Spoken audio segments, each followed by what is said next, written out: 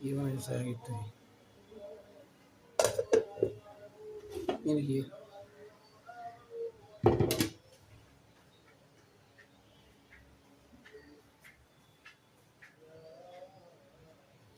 আজকে ইফতারি আয়োজন করছিলাম